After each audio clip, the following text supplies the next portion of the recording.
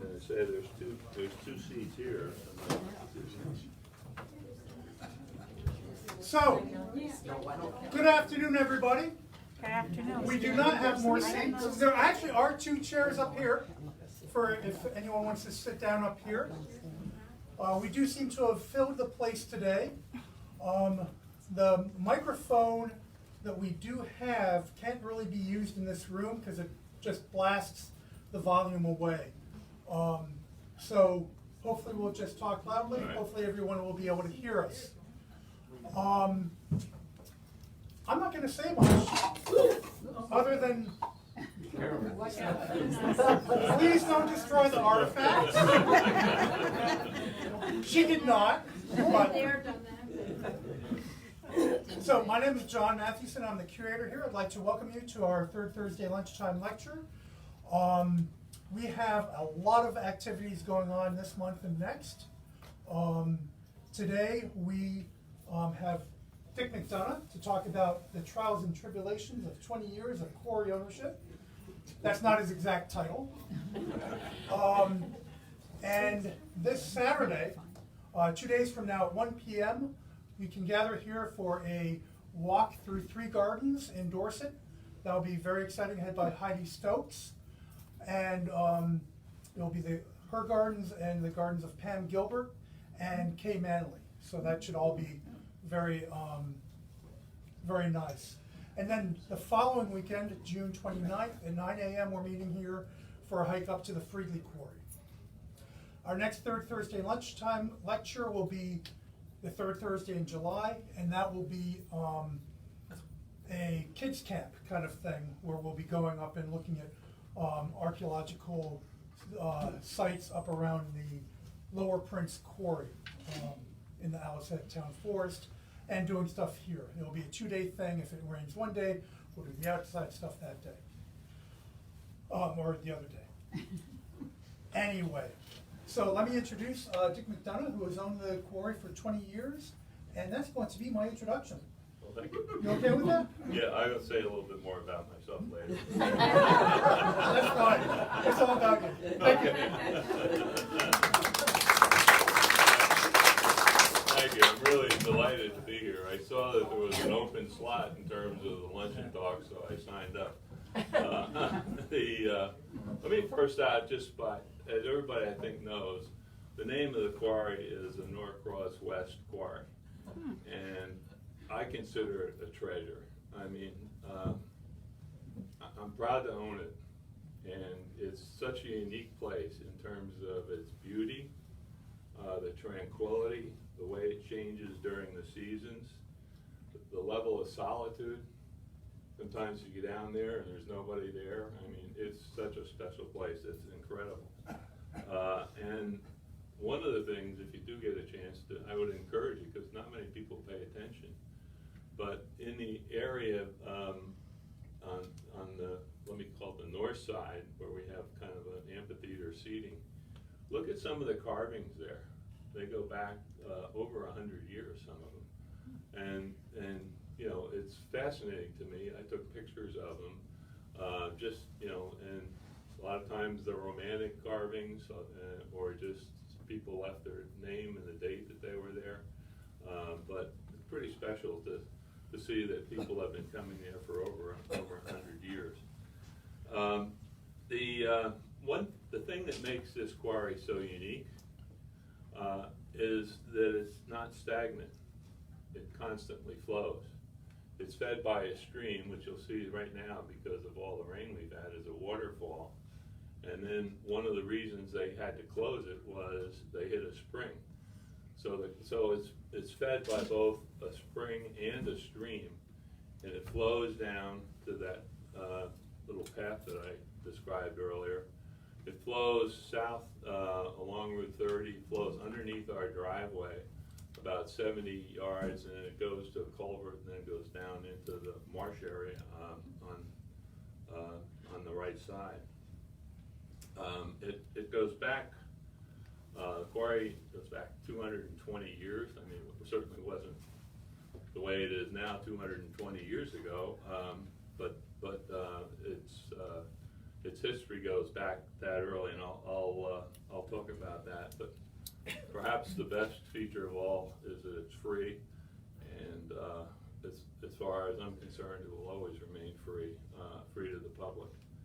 We may charge for parking, as I said, but that's different than allowing people to, if people decide they don't want to pay for parking, they'll still have the option to park on Route 30, because everything south of Haskins is going to be open parking. In the past, some of that was no parking, but now it's a parking area.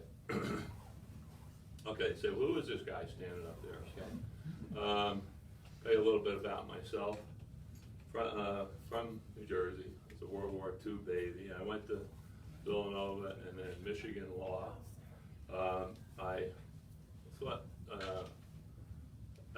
looked at going to a law firm, but decided I didn't want to do that. And there was a company called IBM that interviewed me. And they described what they did, which was anticipating problems and helping business avoid legal problems. And I said, I'd much rather be in the avoidance side rather than the recreation side. So I had a 33-year career with them. I was general counsel for the Credit Corporation, then general counsel for IBM in Europe, Middle East, and Africa. And when I retired, I was assistant general counsel for IBM Global Services.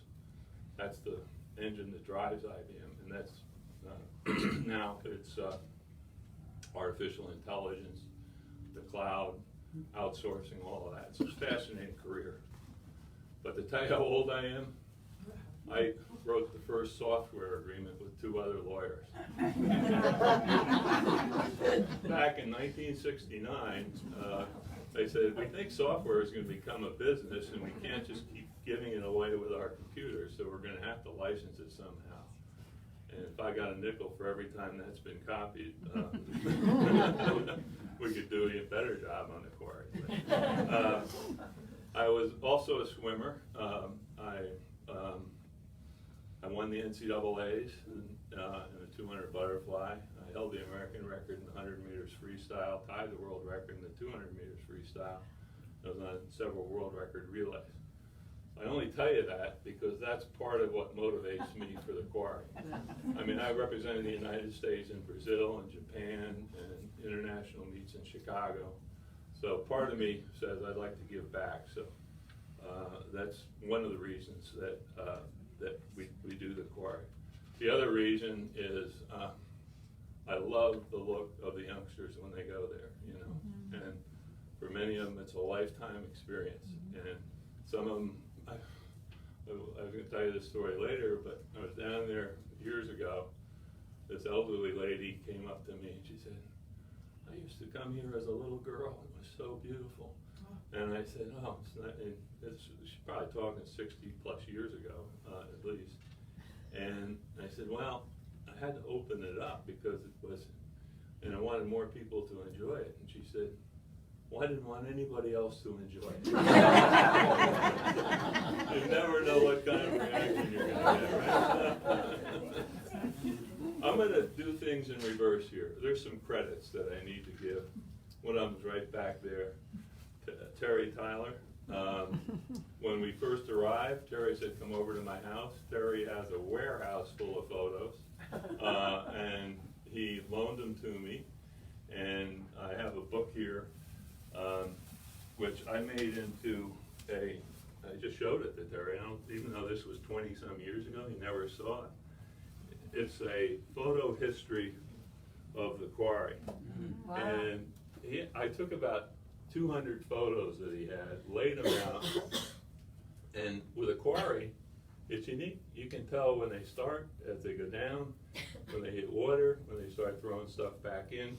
So you can arrange them chronologically, and so it's an incredible book if you look at it and you see some of the hardship and the way they were toiling and the equipment they used, and there's a lot of stories just in that book. I mean, I could take the whole time just with that.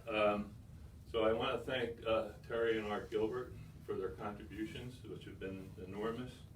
I want to thank Rob Giotti and the town of Dorset. Rob has been incredibly supportive of the Quarry. We formed a group called the Friends of the Quarry, who have really helped make this for, I'd say, 17 of the 20 plus years. I did most of the trash pickup. Now we have some folks that are volunteering to help do that. I went down last Labor Day and I was absolutely blown away in terms of how clean it was relative to the past. Great progress there. Of course, having the police there on weekends has made an enormous difference, mainly in terms of alcohol. Can touch on that later. And then Roger Squire and the Chamber of Commerce have been supportive in terms of helping with some fundraising. And finally, Casella has voluntarily provided the trash containers for about the past 6 or 7 years, which has made a big, big difference, although not everybody seems to recognize it. Now, I want to start out by the two questions that I get almost every single time I'm down there. Number one, anybody want to volunteer? What do you think it is?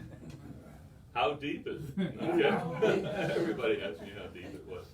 Well, if you were to look at these pictures, you can see they were down about 60 feet when they hit water.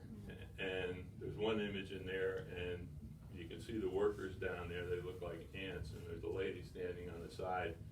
It takes people about 5 minutes to even find her. They were down so deep. But when they closed it, they threw a lot of that back in. So it's probably in the range of 45. I mean, I'm scuba certified, so I dove it a couple of times. And the derricks are still down there. The stairs that they use are still down there. The water is so cold that they've been preserved for 100 years. But there are so many blocks thrown in. It's only about, I'd say, 45 feet or so, and of course it varies depending on where you are in the Quarry. And then the second question everybody asks me is, are you out of your mind? What about liability? You know, and my wife and I are both lawyers. We loved the Marble House, okay, when we saw it. We just fell in love with it. And then we learned the bad news.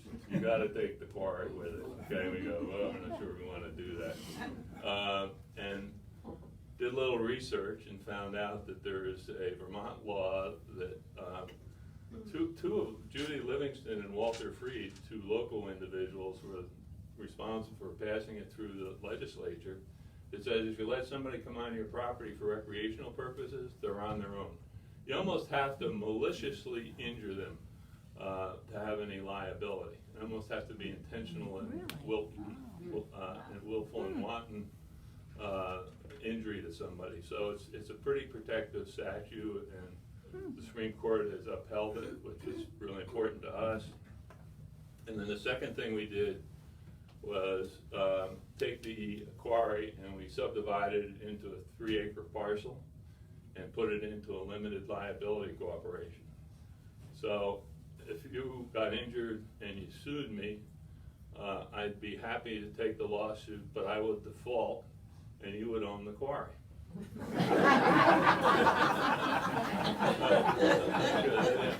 As much as I love it, the point at which, so that's kind of how we protect ourselves. Terry could address this much better than I, but what is marble? Just to simplify it, it's basically, and I'm oversimplifying, it's seashells that have been compressed for 480 million years. And the reason you see different colors, it depends on the colors of the shells that were compressed. And there was a lot of upheaval in the earth. But so you find in the Danby Quarry, the pure white marble is called imperial marble. If you see this piece of marble right out in front of the building here, that came out of what they call the overburden, the stuff that they threw away and said wasn't even worth doing anything with. It needs to be cleaned, and I learned the way you clean it is with bleach. It doesn't sound like you should do that, but I tried power washing and I tried scrubbing it. You bleach it and it just comes back to pure white. And doesn't really harm the marble at all. This started in 1785 when an individual named Isaac Underhill found a white cropping. And that cropping is not where the quarry is right now, but you go to the right of the quarry, and again, this area that I talked about in the bridge, maybe about 40 to 50 yards, deep in the woods there, you can see where they were beginning to take out pieces of marble. But it was really crude. It was with hammers and chisels. And our house was built in 1773, and to think that those pieces of marble were all extracted by hand and hammer and chisel is kind of amazing. In 1812, an individual from Middlebury realized that an individual named Leonardo da Vinci, back in 1480, had devised a method of cutting stone using a saw and sand. And so he said, well, maybe we ought to try that instead of the hammer and chisel, which they did. And so they used saws with water and sand to cut it, and it was obviously much more efficient. The most amazing building to me, I don't know whether it came out of our quarry or one of the other quarries, but it was in 1812. In Charleston, South Carolina, there's a marble city hall. And I subscribed to a magazine, and they were going to renovate the building. And the publisher was asked to get down and take a look, and they said, well, this marble came from Italy. He said, no, this is Danby marble. So in 1812, they built this, and it was built, one of the representatives from Vermont got the contract. Alexander Hamilton decided that he wanted to have Federal Reserve buildings around the country. So this was one of the original Federal Reserve buildings, and it's a magnificent building, still standing from 1812 to here we are, 200 years plus. And so to me, I was just amazed. A couple, well, in 1837, right after they opened up the Erie Canal, they decided to, again, to take blocks, and they brought them up to Whitehall. They brought them up to the Erie Canal, and way out in Erie, Pennsylvania, and I'll show you a picture of some of these buildings. They built a beautiful white building, which I believe is still there. It's called the Custom House. They made progress, and in 1841, they decided that rather than just using the saw, they could do channeling, which is essentially a drill, and it's driven by steam. And if you go to down to the quarry, you'll see a lot of the blocks have these holes in them, and that's how they basically remove them. They would drill the holes, and then they did a process they called feathering. Let me see, I can show you.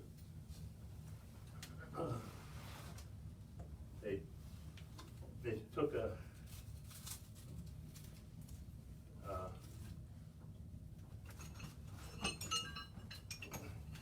here's some of the toys I find around the quarry.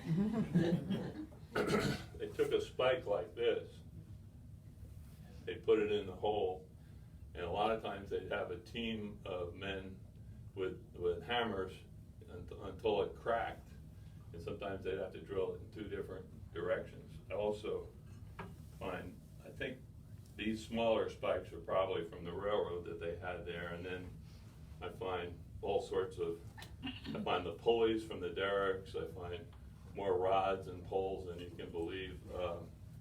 I guess I should show you one other thing which I can kind of pass around. How did they decide where they were going to quarry? They drilled what they called cores, about the size of a golf ball. I wish they were a little bit larger though, because I need a larger golf ball. But you can see they went down as much as 60 feet. This is around the turn of the century. I have no idea how they did it. And they pulled it up, and then they could see what was at every level. So this one's pretty much white, but here you can see different types of stone. You can pass these around if you want. I probably have I find these all over the property. Have you found a tool that does that? No, and I've never seen the tool, you know. So now here's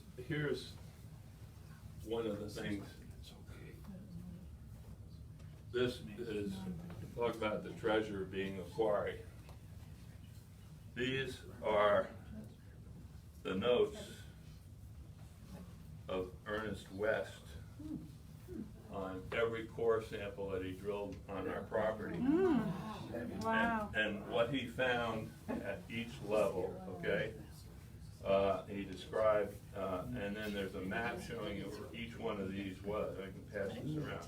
But I would really like to get this back. And Duncan Ogden, I don't know if any of you know Duncan. I can see right through He has been the geologist for the Danby Quarry for over 60 years. He still is. He still goes up and identifies where they should go next for their marble. And he has a wealth of information. Not quite as much as Terry, but pretty close. and he's been generous in terms of donating it to both the society, and he's given me quite a bit on our own. I should pass out I think it's over here. I'll pass out some sheets showing you some of the buildings that came out. I've already spoken to a couple of them.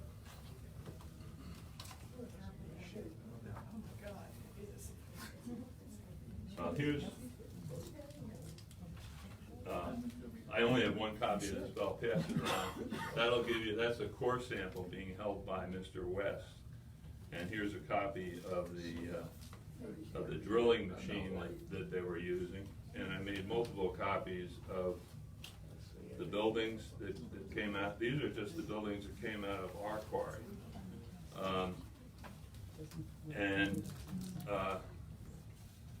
Well, I'll pass it around, but from a high level, let me just say, this is the New York Public Library. That was the largest contract they had. This is Harvard Medical School. All the medical school buildings came out of the quarry. This is one of the more amazing things. For any of you who have driven up our driveway, there's a little quarry on the right side, not much bigger than twice the size, maybe 3 times the size of this room. This is the John Hay Memorial Library at Brown University, which is still there. This is the Charleston City Hall that I referred to, and then here is the Erie, Pennsylvania. So I'll pass these around. We can take a look at some of the buildings. And that's only a few of them. It's amazing the amount of marble that they took out of it. I'll also pass around some pictures that show you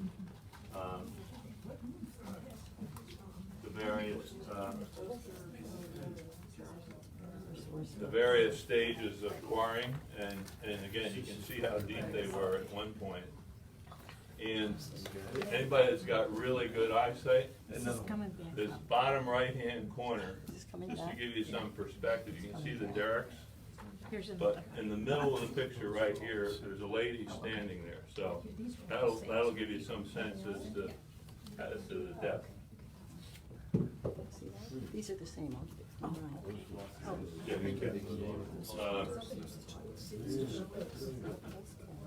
Now, when we purchased it, there was a huge uproar, and I have the newspaper here called. So this is from April 17th, 1998. Quandary for Dorset Quarry, and it was pretty controversial, and we got a lot of nasty letters. In fact, it was so bad that the fellow that was opening it up, people came by and cursed at him. He had to take his excavator up and park it on our property because he was afraid it would be vandalized. People didn't stop to ask what we were doing.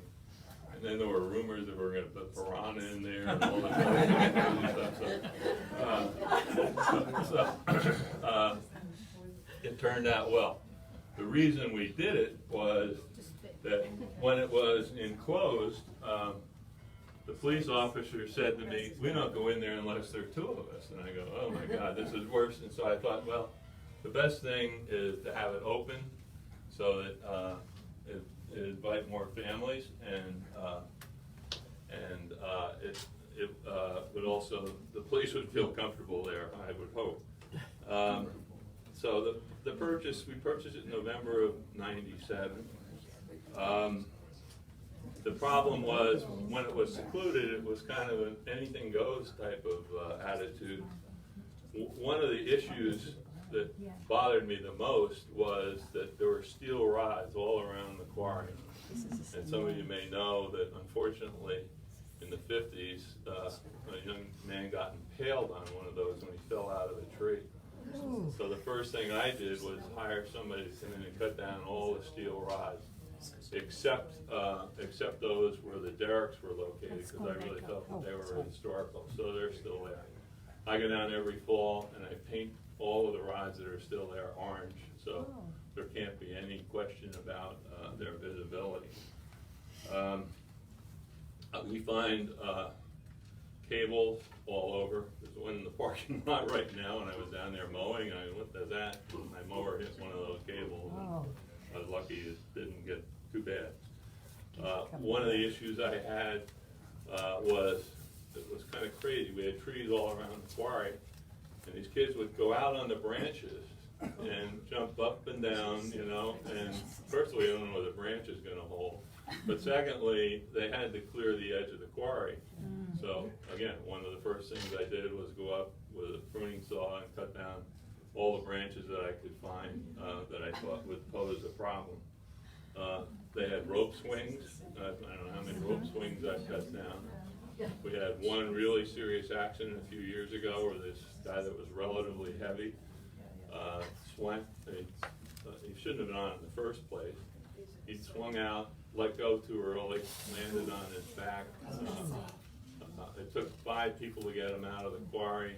Turns out he was okay, but you know, the first thing the state trooper did was cut down that swing. I just didn't get there fast enough to cut it down. We had zip lines, which are really dangerous. Again, if you're on a zip line, you don't let go in time, you can get hurt, and somebody did get hurt before we purchased it. The other safety issue is we have 2 blocks. If you're down there, I've stenciled in on them basically rest in peace, R.I.P. Because if you jump off those blocks, you've got to clear about 8 or 9 feet in order to not hit the ledge. And kids do it all the time. Every time I'm down there, I tell them to get off, but as soon as I leave, I'm sure they're back up there. And we've had people break their arms and legs. So we're going to try and pull those down, because they continue to be a safety problem. And if you go up to the far corner of the quarry, it's very shallow. It's also the highest point, probably over 30 feet. And people go up there, they shouldn't be jumping up there, because that is really dangerous. And it's not deep enough. If you ever go in head first, you could be a paraplegic. So we're going to try and somehow, I haven't figured out how we're going to do it. We may just throw a bunch of brush there, so that you can't, it's just, there's no place you can land safely, but I don't know how to really cut that off. We've had an accident when they get out on that point, you'll see 20 or 30 kids, and they'll all jump, and sometimes a swimmer doesn't clear fast enough, so we had one gal that was injured when somebody jumped on top of her and dislocated her shoulder. One of the things that bothers me as an owner is glass. People bring glass in, they break the glass, and the youngsters are so excited when they get there. They're not really always paying attention to what they're doing, and so I always made it a point, and I think we do a pretty good job now of cleaning up all the glass, but it really probably should be prohibited. Of course, alcohol. For years, I had a sign saying no alcohol. People just disregarded it. Then finally, the state police said, you can call the state's attorney, and I did, and I spoke to the state's attorney, and she said, what you need to do is post a sign that says if you are using or consuming or possessing alcohol, your status changed into a trespasser and you're subject to arrest. So we made up signs that say that, and the police have been enforcing that, and 2 days ago I signed 8 warrants that will be issued sometime in the next, so Wow. he's already got the warrants, so all he's do is serve them on people. And then we had, I don't know how many of you guys go back, there was a guy named Crazy Bob, who thought he was kind of the owner and supervisor of the quarry. He was apparently a former state's attorney, but went off the deep end. And when I was looking at the property, he was up there with some other guy, and they were cutting down trees. And I'm going, what's going on here? And he would sit up in the rocks at times when I go around. He got arrested for flashing the people across the street at Mountain Weavers, and he was a character. I'll give you some of the early incidents. I guess the first and most shocking one to me was we bought it in November. We're up here, I was living in Connecticut at the time, we're up for the weekend, and went down to Pelcher's, and I drive by the quarry, and there's a truck there. And I look at it, it says, Jim's Scuba Diving School. And I'm going, what's going on? So the ice is about at least 1.5 feet, 2 feet thick. And this guy's cut a hole in the ice, and he's teaching people how to scuba dive under the ice. Well, I go, oh no, this is, if any of you are divers, your equipment has to be functioning perfectly. And if you don't find that hole, so I said, I'm sorry, well, the other people let us do it. I said, I don't care about the other people. No more of that, okay? And they never came back. One of the other interesting stories, I think I was there about 2 years, and the fire chief came to me and said, we'd like to put a hydrant in, because if we come in the middle of the winter, we got to cut through the ice, and then we got to pump the water into the truck. And I said, yeah, by all means, let's, and we picked out a spot, and we said, put the hydrant in right here, and you can just plug your hoses in, it'll be underneath the ice, and so we agreed on all that, and then he said, and we'd like you to pay for it. I said, wait, I already pay fire taxes, I'm not paying for a fire hydrant. But 2 years ago, they came back again. Now they have a state grant. I've given them a written easement to do that. We'll see whether they do it or not. The other one, my wife said, Dick, you need to go down to the quarry. I said, what's going on? I said, something's going on, because I can hear this hammering. And I go down, and this guy's like half crazy. And he's got a hammer and chisel. And I said, what are you doing? He said, oh, it's going to be beautiful. You're going to love this. I said, what are you doing? He's chipping away. And I said, you can't do that. It's our property. And he said, but you're going to really like it. So he's carving a nude. And you can still see part of it on there. He never quite finished it. I said, tell you what, I'm going to go get the police because this is totally inappropriate. Would you like it if I came to your home and painted it chartreuse? Because I think you might like it. So he actually assaulted me. He came after me with a hammer, and I got away. And by the time the police came, he was gone, of course. But now there are. So those are some of the serious stories. But here are some of my fun stories. This one is the topper, and I told this to some people. I'm down there I guess it was late August, and there's 3 Latinos, obviously Mexican, and I'm at the lower end, and it's only like a 3-foot drop, and they come to me and they say, sir, is it safe to jump off here? I said, yeah, absolutely, there's nothing there, and it's only a 3-foot fall and whatnot. And then I thought, wow, this is good, maybe they don't know how to swim. So I said, do you know how to swim? And this one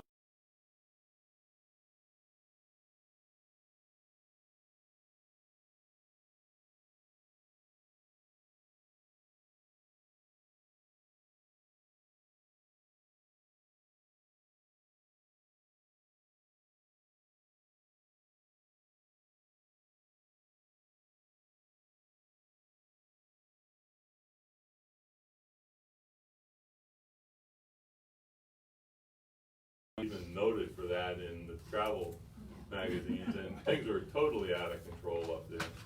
So we put a fence in, and I left the gate open because I figured it'd take a while for people to adjust to the changes. So I go up there with my wife, and at that point my two children were like 3 and 4, and we walk up, and there's a guy sitting on a rock there. And I thought, well, that's kind of interesting. I look down, and below him is this lady swimming buck naked, you know. So I turn to her and I'm saying, sorry, we're the new owners, but we're not allowing nude swimming here anymore. So she gets out, and she faces me, and she's got a moo-moo, and she drives herself off like this, facing me, and this was like Bo Derek. I mean, this lady should have been in Hollywood. You know? I turned to my wife and I said, Kirsten, that's the most difficult thing I've ever had to do. If I had had a card, there could have been exceptions to that rule. I had a lady once ask me where the lost and found was. You can't make this stuff up.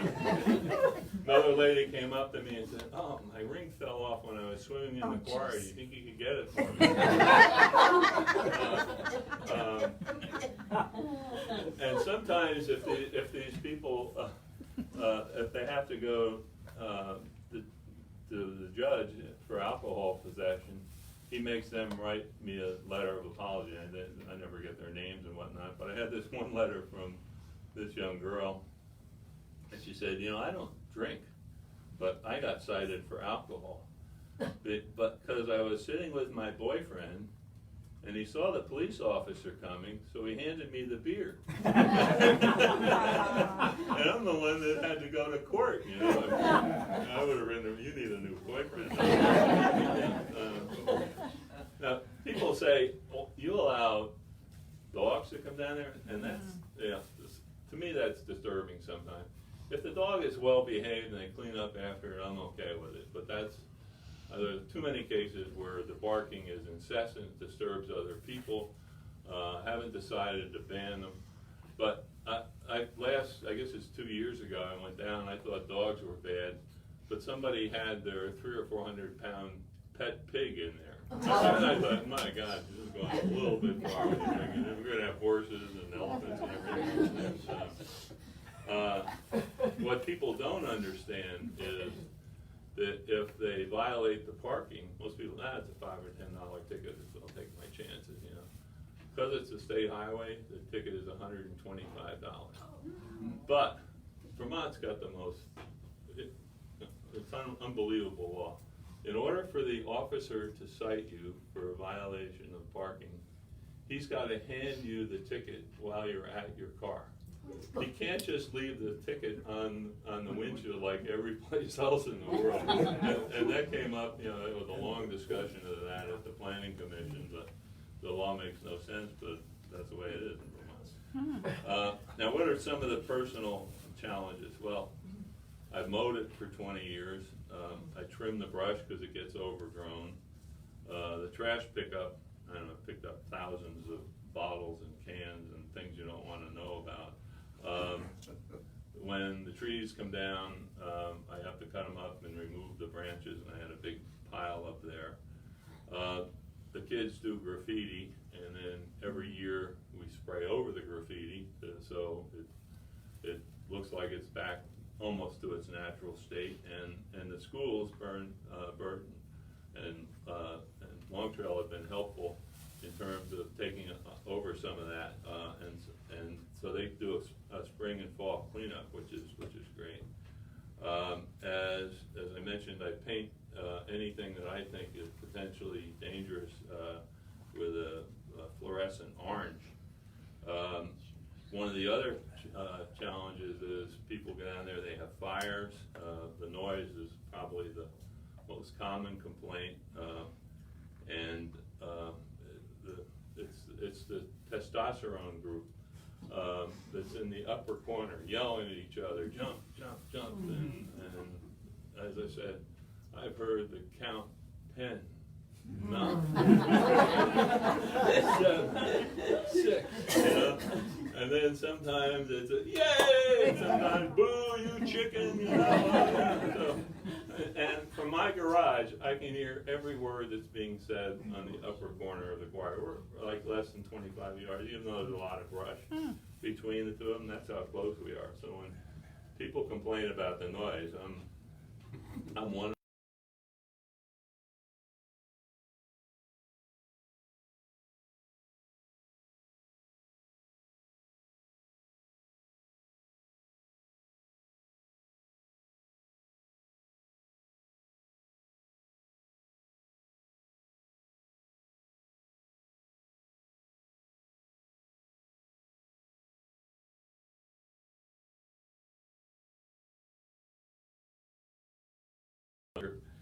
of a family, parents and their two kids, stealing the float and walking away with it, And so I went to the officer and he said, well, we don't have any CSI up here, so you're out of luck. There's nothing they could do about it. But on the upper Quarry in particular, at a marble bench, they threw that in. They took the gate off of the fence.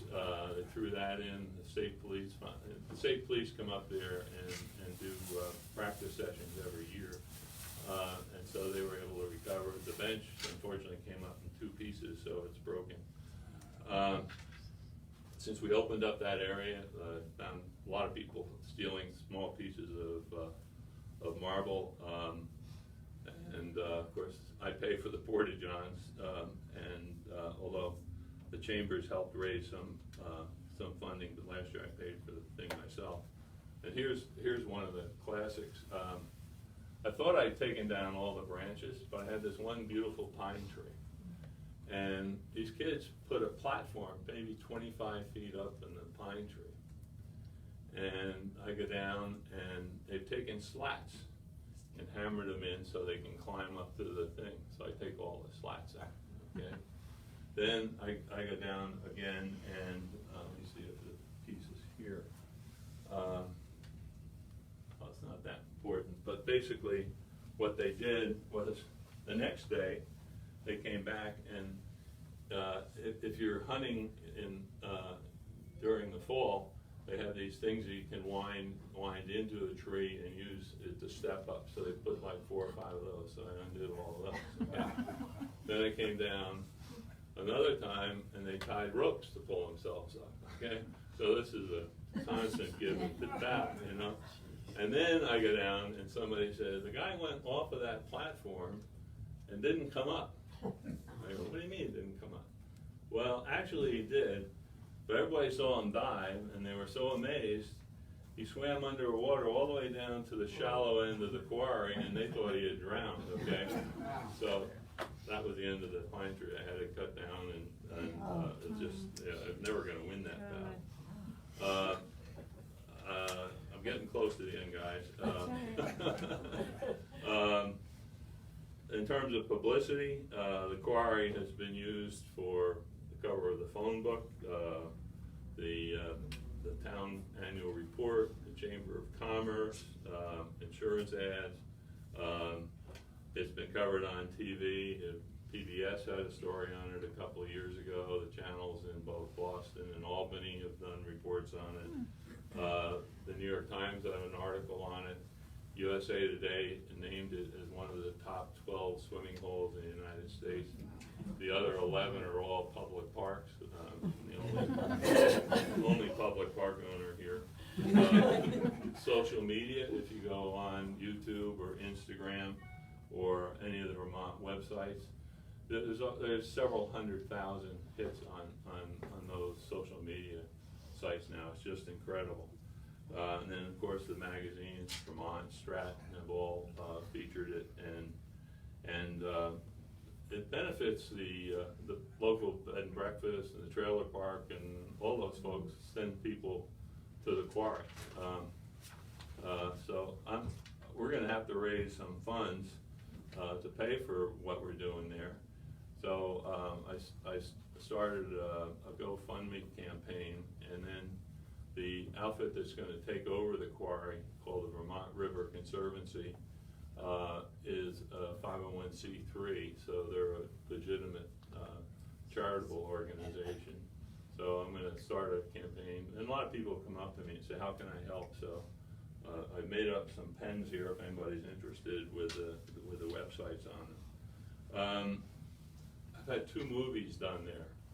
The first was by a fellow that was an actor in the Dorset Playhouse, and he said, well, I just want to do a simple movie, mate. I said, because I said, well, how many? Oh, maybe 8 or 10 people. Well, 3 trailers pulled up, okay? And one of them was just to feed the crew, okay? They had about 30, 35 people.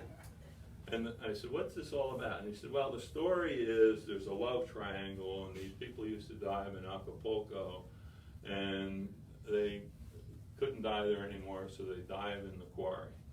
So they brought a platform in, they built up a platform, they painted it gray like the rest of the marble. And the theme of the story was that somebody put a rock down to kill the other lover, basically, underwater.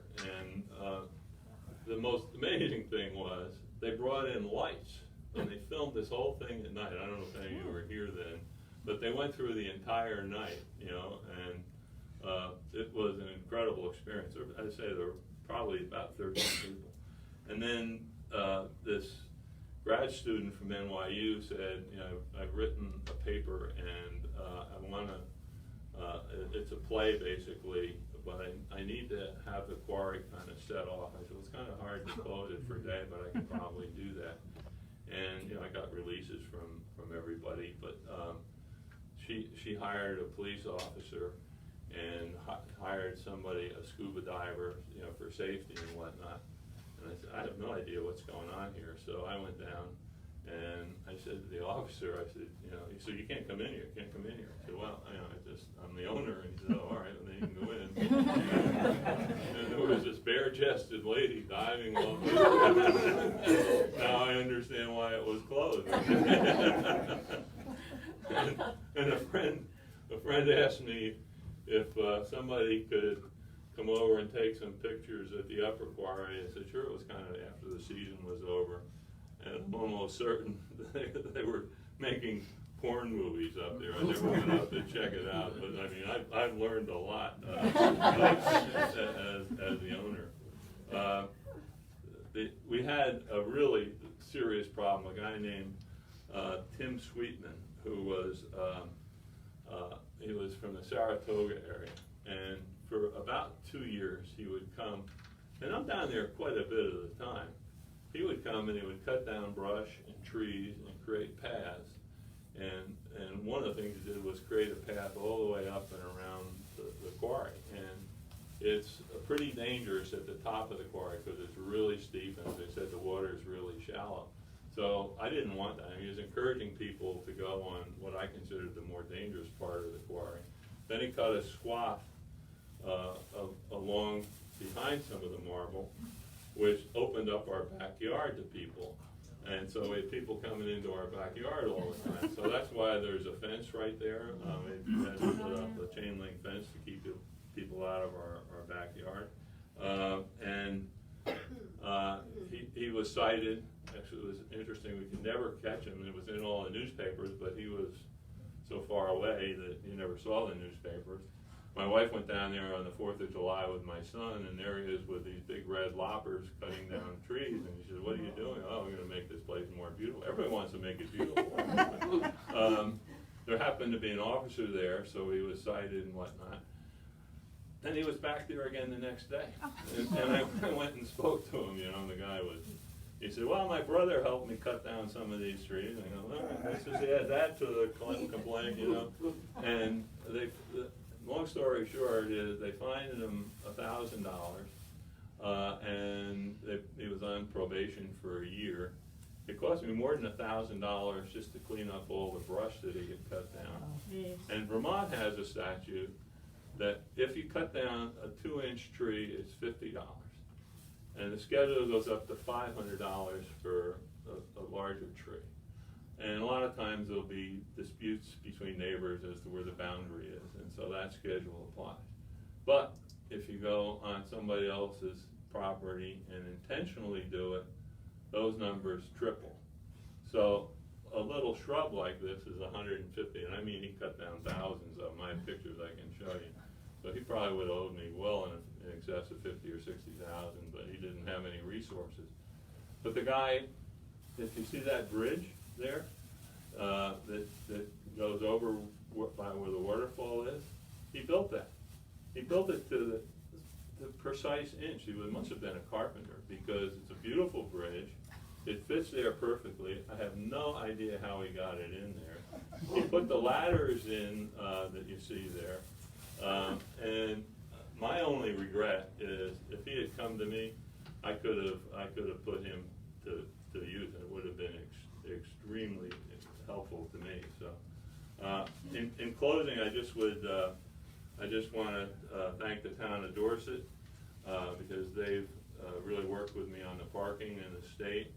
They've provided a regular police presence, and we sponsored 2 summer concerts. We may do another one this year. We're still working on planning that.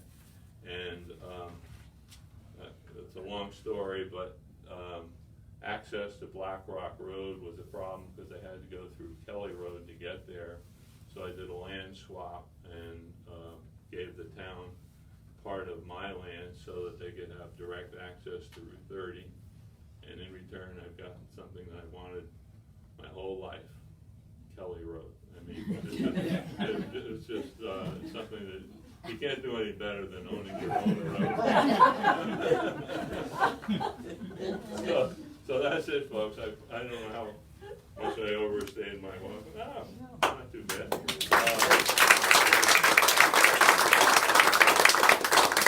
I'll be happy to take any questions. One other thing I should say, if you can find this book is just incredible. It's called Hand Hewn in Old Vermont, and it has 2 chapters, one about the quarries, and the second one is something that you wouldn't think of. It's about the carvers and the headstones and the poems that they wrote on it. It's really, really beautiful. So if you can find this book, it's pretty rare, but the lady was extremely articulate. Oh, and the other thing I should tell you is, here's my reward. Oh, I just lost most of it. It's $5.68 that I found over the years. Wow. But I want you to know that our Canadian friends are much more generous. They gave $4.24, and the Americans only gave $1.41. And there's some samples of marble up here if you want to take a look at them. But that's kind of it. I say one other thing. In my spare time, I wrote a book called Great Golf Collections of the World. It took me 5 years. Originally was doing it for the Smithsonian. HarperCollins gave me a retainer to do it, and then they broke up, and so I ended up doing it on my own and sold several thousand copies of it. It was a 5-year effort. So that's what I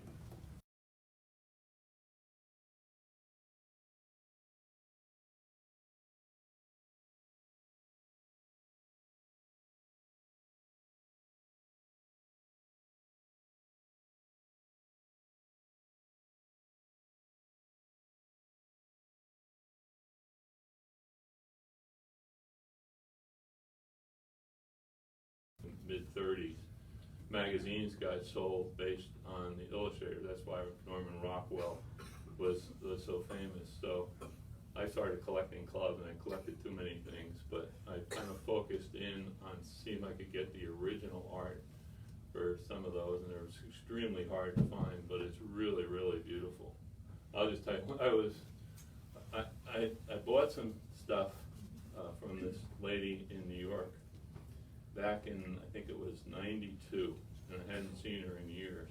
But she is the one that popularized Rockwell. And I said, her name is Judy Goffman. I said, Judy, I remember coming to your studio, and you had this picture by Rockwell. It was a huge, beautiful painting. And the theme of it was, they lived here in Vermont, it was a hung jury, basically. And I said, well, what's going on here? He said, well, you see that lady in the corner? She's holding out until after midnight, because she gets paid $2.25 a day. so she wouldn't vote until she got another day stipend, okay? And I said, that was so beautiful. She said, yeah, I did the wrong thing. I said, what do you mean? She said, well, I sold it for $800,000. She said, today it's worth $40 million. Oh my God. Really? So I've never she, seen it. she I don't really think I've ever popularized seen rock. it. So Have I? it's amazing. So, that doesn't have anything to do with the quarry. It's from Mark, though. Any questions? Sure. With all the construction going on now, and there's a lot of no trespassing signs, is the quarry itself open to the public right now? Absolutely, yeah. Okay. Yeah, and we're gonna. Not that I want to go in right now, but. It's a little chilly Yeah. right now, but we're gonna try by the 4th of July to, have Kelly Road back in shape. And as you can see, we've also started, the parking area just above Kelly Road, so there'll probably be more spaces than there would otherwise be. But we probably won't finish the project down there until the end of the summer. Any other questions? Yeah. You're a very intelligent and a very patient man. What would you do it again?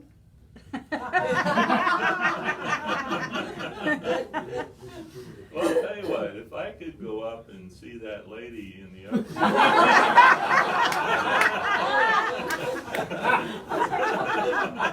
I would do it again. That's worth more than even the $5. Oh, Yeah. When you first did this, I'm sure you did it meaning well and wanting to improve. But I wondered if you considered what the ramifications were and what has become a very commercial property now, which you've had to have traffic, you've had to have porta potties, you've had to have all kinds of things which maybe you didn't consider in the beginning, but to me, in our small town, has created something that is very not attractive. And I think it's brought in people who maybe we don't want to see going through our town all the time, who may be, thinking of other things. And to me, it just seems like it was a shame that a historic place like that had to be changed so dramatically. I would say it's not something that I didn't consider, it's something that I didn't anticipate. When I purchased it, even though I was with IBM, none of us could foresee what the internet would do and how it would change things. And I don't know, I had no idea that my wife and I went down a few years ago and we counted cars from 35 different states in Canada. People come from all over, Wow. And there's no way for me to control that, And I think if I hadn't opened it up. Yeah, but if it hadn't been improved in the first place, you wouldn't have gotten the publicity Well, and so on. and maybe you wouldn't my have- concern was if I hadn't opened it up, I think it would be a fairly dangerous, and the things that are going on in there right now. Well, it went on for years before you started to improve. I actually think he's made it much safer by opening it up, because I think a lot of things were happening back I don't know there. how many accidents there were. Yeah, and with social media, I think it would have gotten known anyway. So and again, I think you've done things to make it a safer place. Well, the other way I look at it is it's 10 weeks of hardship. That's basically what it amounts to. Half the month of June generally, because people will come earlier, but not in any volume. And then Labor Day is almost like a curtain. It shuts down a week after Labor Day. You'll see the crowds they go back to school, and the quarry gets colder. So you're right, it is 10 weeks, and it's 10 weeks of some people characterize it as a nuisance. It is to some degree. On the other hand, it gives a lot of joy to a lot of people. right. So it's a mixed bag. I don't know how to say anything other than that. Yeah. Dick, what is going on now with the construction there in the front? Yeah, we covered it earlier, but basically, I have an entity that's gonna take over the quarry. It's called the Vermont River Conservancy, and their mission is to preserve waterfront property. They've done like 100 projects. In most cases, they work with the town. It'd be riverfront or lakefront, but they do waterfalls, and they've done some swimming holes. And so they're going to assume control of the quarry, and they have stewards basically that they hire for the summer. So there'll be a little bit more supervision than there is right now. And then Ryan Downey, who is a local surveyor, I have the map here, which I showed the people earlier, has developed a plan to kind of double the parking there and take the whole upside. We've cleared that all out, and we're gonna move all those rocks that are there. And so there'll be more space in terms of grassy area for sunbathing, lounging, family gatherings, or whatever. So that organization will basically be managing the property? Managing would be a little bit too strong. I think they'll have somebody there, they call them stewards, you know. Yeah, but it'll be better than just having me get down there whenever I can. And share the expenses with you? No, they're gonna, that's one of the issues is fundraising. And so, I intend to have a fundraising campaign, and there was an article in December, and a number of people contributed, mostly my friends. And I have pens here if anybody's interested. You ask a question, it could be loaded, you know. If you can take a pen, you don't have to contribute anything. But, it's got the name of the GoFundMe, as well as the Vermont River Conservancy. Except I spelled up, I put .net, there were .org. But yeah, this is what they do. As I say, they've done it 100 times. So they've got expertise, which is going to be really helpful. And I've met with them a number of times, and so has Rob, and the town will be working with them. So hopefully that represents progress. Dave, are you transferring in fee simple, or is it getting an easement, or what's the mechanics? Well, I will sell the parking area. Ryan is the likely buyer, and he's doing all the work.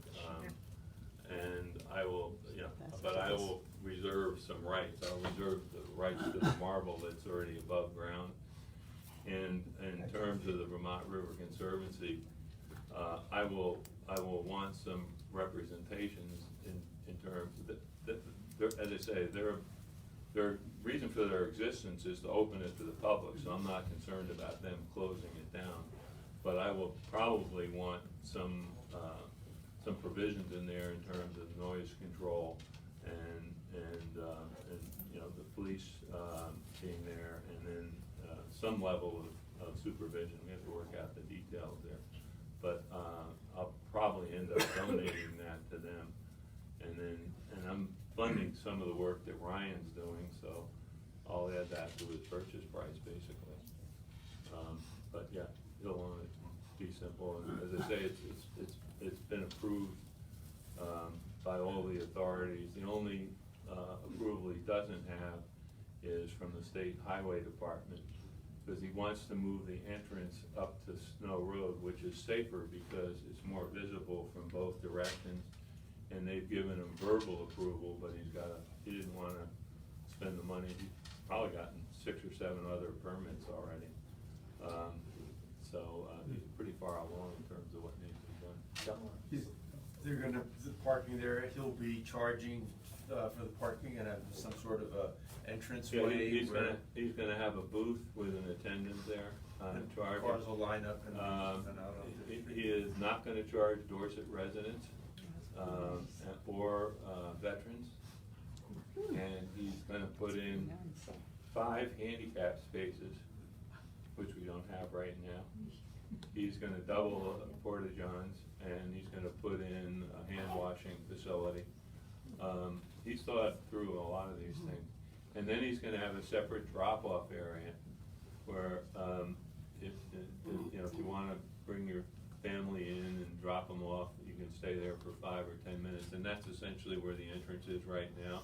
So he's gonna leave that part paved, and school buses can use it, and so he's thought it through pretty thoroughly. And it's been a pleasure to work with him. Yeah, sure. I have a very frivolous question to ask. I grew up swimming in the Quarry, and I brought our son up when he was about 15. Now, we had a pool, and the pool never got algae on the sides. When I saw the Quarry, and for him to go swimming, it was full of algae. How do you control that? Well, That's too many people swimming. And as I say, what happens, if you go there in the spring, visibility is probably over 20 feet. It's like crystal clear because the water is so cold and fresh and whatnot, and you're still getting all the melting snow. As the summer progresses, you get algae. And some time ago, we had a real severe drought, and it wasn't flowing at all. So the state came in and did tests, and I thought, this may be a godsend, they're gonna close it, right? It didn't happen. Instead, they said, it's safe for swimming, but not for drinking, okay? And so as far as I know, people always express that concern, but I'm not aware of, nobody's come back to me and said, I got sick as a result of swimming, and it may happen, I don't know, but I'm not aware of it. And, I swim there myself, so, and it's refreshing, and, yeah, but I don't treat it, and there's no way to treat it because it'll all be gone in, 24 to 48 hours, so. But if it gets stagnant and it didn't pass water control, and maybe that's one of the things we should add in the transfer agreement, that it be tested periodically. It should be closed if it does present a health hazard, in my view. Thank you. I've got one more funny story for you. Well, here's the guy that saw the flasher, huh? But, I owned the property across the street for 18 years, so I saw numerous things go on across the street, to say the least. But one of the funniest was probably 8 or 10 years ago. There were half a dozen high school boys that went swimming every month of the year. Ooh. Oh, wow. And they were out there January and February with an axe cutting a hole in the water. And they went one day, and they were all, it was, I think it was February, but they went one day and they're cutting a hole in the ice, and we'd seen them do it before and jump in, So the day that they went in January or February was really, really cold, so they cut this hole in the ice, and of course they're all like, everybody's cheering, or everybody's kind of looking at it, and none of them want to go first, so I got all my girls that were working, we went out in the parking lot and started cheering. And every one of them went in. And you never saw kids run so fast to get to the cars that had the heaters on. Wow. Great story. I'd just like to say, I saw the plans, for the development down here that you presented to the planning commission, wasn't it, a couple weeks ago? Yeah. And from what I've seen, we can wish it was back in the 1950s around here all we want, but consider, H.N. Williams is putting in gas pumps for the first time, and so the plans that I saw Mr. McDonough put together look like they're gonna go very nicely with what's going on at H.N. Williams. So we've got an 18th century quarry, but we're here in the 21st century, and we've got to handle the hand that was dealt to us. We're the ones that are on the job in 2019, and we've got to decide. I think the plan is a good one for taking something from the 18th century and making it workable for the 21st century. Well, thank you. Very nice. Any other questions? What? I think that Dick McDonough should be voted Citizen of the Year.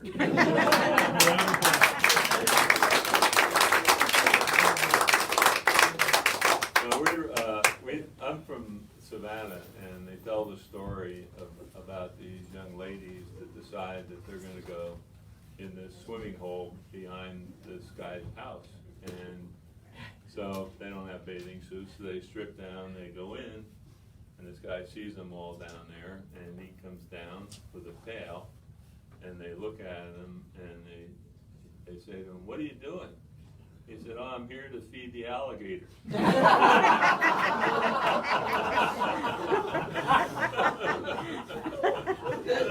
Thank you all for coming. We do have some great chocolate cake in the other room. Again, Saturday at 1 p.m. Is the garden tour. Meet here. And I've got one story about the Quarry, if you don't mind, and the Historical Society. About a year ago, unbeknownst to us, how it happened we don't know, but on certain websites, Yelp.com and all that, a phone number all of a sudden appeared to call up the Dorset Quarry. And it was a number for the Dorset Historical Society. So I started getting calls, and you know, we get calls all the time. I pick up the phone, "Hello, Historical Society," and they would say, "What are your hours?" And I would say, "Wednesday through Friday, 10 to 4, Saturday, 10 to 2. In case you didn't know, now you do. And is there a fee to get in? Well, we do have a donation box. It's whatever you want to pay. And how's the water? And then I would say, the tap water is fine. And we've actually been able to work with those websites and get our phone number taken off. So. Anyway, cake in the other room. Thank you for coming. Thank you.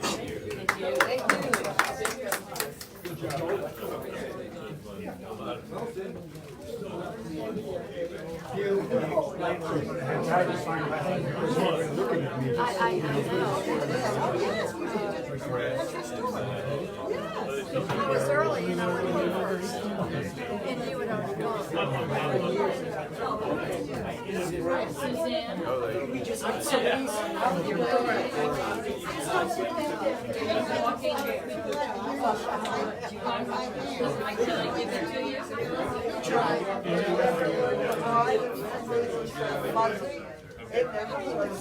No, I was just.